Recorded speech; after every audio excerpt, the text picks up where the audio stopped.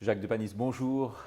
Vous êtes gérant associé chez OptiGestion. On loue les mérites du reste de vos éditos, très lus particulièrement chez vous. Est-ce qu'on peut revenir tout d'abord sur ces dernières semaines, les résultats?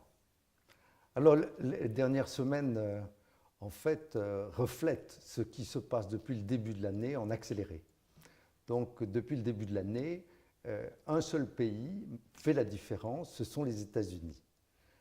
Les États-Unis, avec à leur tête Donald Trump, qui peut paraître par moments un peu surprenant, il est vrai, a le mérite d'avoir fait passer une série de mesures, notamment au plan fiscal et sur le plan du déficit budgétaire, qui ont permis de relancer la machine économique américaine, un peu au détriment du reste de la planète, mais très favorablement pour les États-Unis. Donc, qu'est-ce qui s'est passé? D'une part, les États-Unis ont bénéficié d'une baisse du taux d'imposition très significatif. D'autre part, les grandes entreprises ont pu rapatrier des bénéfices qui étaient à l'étranger et une fois ces bénéfices dans leur trésorerie, avec un taux d'imposition qui était relativement modique, et c'est pour ça qu'elles ont fait l'opération, eh bien, à ce moment-là, ils ont décidé de pratiquer ce qui se fait très couramment aux États-Unis, un peu moins en Europe. Il s'agit de racheter les actions de la société, puisque finalement un bénéfice par action, c'est un bénéfice au numérateur et un nombre d'actions au dénominateur. Donc quand vous maintenez le bénéfice, mais que vous réduisez le dénominateur en réduisant le nombre d'actions, vous augmentez le bénéfice par action, et c'est ce qu'ils ont fait. Alors, vous écouterez pendant des heures à faire vos démonstrations mathématiques, mais quels sont les véritables placements aujourd'hui auxquels on pourrait opérer, là, justement? Alors, les placements qu'on pourrait faire aujourd'hui, je crois que c'est ceux qui ont été anticipés il y a quelques semaines, voire quelques mois. Je crois que l'intérêt de s'adresser à un professionnel, c'est de ne pas être pris de court lorsque surgit la nouvelle réalité, le changement de marché. Je crois que c'est l'intérêt notamment de s'adresser à OptiGestion, où nous avons comme caractéristique première d'être en moyenne avec 25 à 30 ans d'expérience. Et ceci permet de ne pas être surpris, mais au contraire de pouvoir se préparer. Donc vous êtes à N+1 en permanence?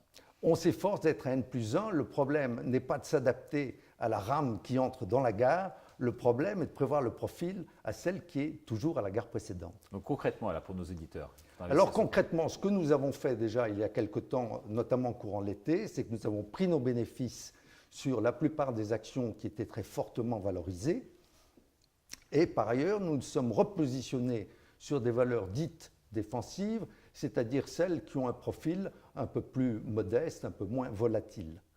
Voilà ce que nous avons fait. Par ailleurs, je crois qu'aujourd'hui, il y a une forte hausse des taux d'intérêt qui a commencé aux États-Unis du fait de chiffres économiques qui sont remarquables.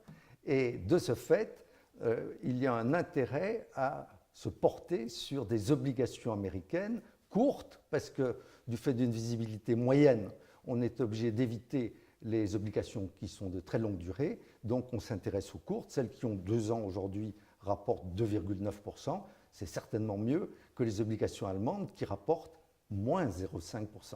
Donc on peut aussi s'intéresser aux obligations américaines qui rapportent 2,9%, et je crois que très prochainement, nous commençons à nous y intéresser, nous aujourd'hui, aux obligations chinoises.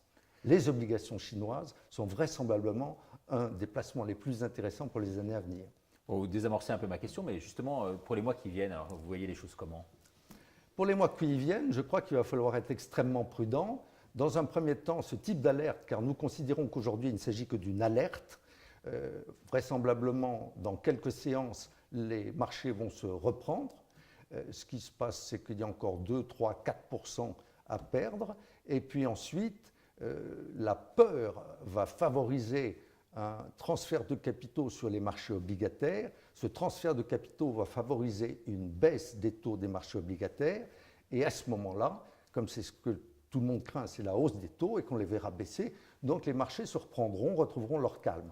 À ce moment-là, l'erreur, ce serait de racheter à nouveau le marché. Il faut au contraire se tenir à l'écart, se repositionner sur des titres qui sont particulièrement solides et qui ont un profil relativement tranquille. Bon, en tout cas, merci beaucoup d'être venu sur ce plateau et de nous avoir fait partager votre vision d'OptiGestion. Merci Richard.